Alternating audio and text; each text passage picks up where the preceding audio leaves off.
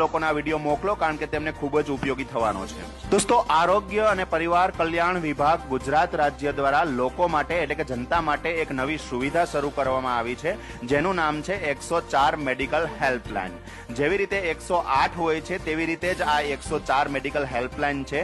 108 છે એ તમને ઘાયલ કે ઘટના સ્થળેથી હોસ્પિટલ સુધી પહોંચાડે છે, જ્યારે 104 છે એ તમારા ઘરે આરોગ્ય અધિકારી આવે છે અને તમારી ઘરે સારવાર કરે છે તાવની, અને એના માટે કોઈ ચાર્જ હોતો નથી, તદ્દન મફત સારવાર હોય છે।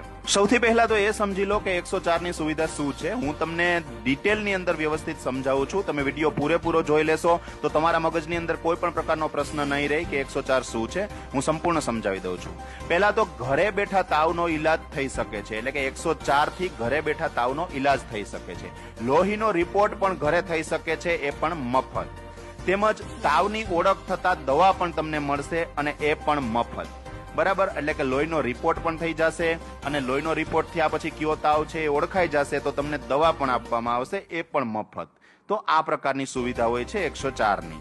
104 નો લાભ કઈ રીતે લેવો તે પણ તમે જાણી લો। સૌથી પહેલા તો તમારે 104 માં ફોન કરવાનો રહેશે। તમારા મોબાઈલમાંથી અથવા ઘરનો ફોન હોય તેમાંથી પણ થઈ શકે છે। પછી સામેથી તમને જે માહિતી પૂછે, તમારું નામ છે, દર્દીનું નામ છે, બીમારી પૂછે, ફોન નંબર, તો આવી બધી માહિતી તમારે તેમને આપવાની રહેશે। ત્યારબાદ આરોગ્ય અધિકારી તમારા ઘરે આવશે અને ત્યારબાદ તે તેનું નિદાન કરશે કે કઈ પ્રકારની બીમારી છે, અને ત્યારબાદ જરૂર પડશે તો લોહીનું પરીક્ષણ એટલે કે બ્લડ રિપોર્ટ કરશે, અને ત્યારબાદ ઓળખ થઈ જશે તાવની તો જરૂરી દવાઓ પણ આપશે કે કયો પ્રકારનો તાવ છે તે મુજબ તમને દવા પણ આપશે। ત્યારબાદ જો જરૂર જણાશે તો 108 ને ફોન કરીને દર્દીને રિફર કરશે, એટલે કે આરોગ્ય ઓફિસરને એવું લાગશે કે આ તાવ અહીં મટી શકે એમ નથી તો 108 ને ફોન કરી અને દર્દીને જે તે હોસ્પિટલમાં ટ્રાન્સફર કરશે। ત્યારબાદ આરોગ્ય ઓફિસર 104 રિસ્પોન્સ સેન્ટરને ફોન કરીને જાણ કરશે કે જેમનો ફોન આવ્યો હતો તેમની સારવાર થઈ ચૂકી છે। ત્યારબાદ ઘણી વખત 104 તરફથી તમને પણ ફોન આવી શકે છે ફીડબેક માટે કે તમને સર્વિસ કેવી લાગી। દોસ્તો, આ 104 ની સુવિધાની અંદર નિદાન, લોહીનો રિપોર્ટ, દવા, આ તમામ સુવિધાઓ નિઃશુલ્ક મળશે, એટલે કે તદ્દન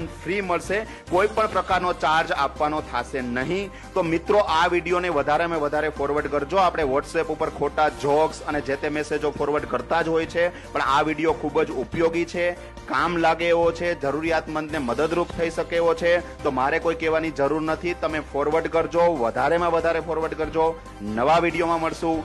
વંદે માતરમ, જય ગરવી ગુજરાત।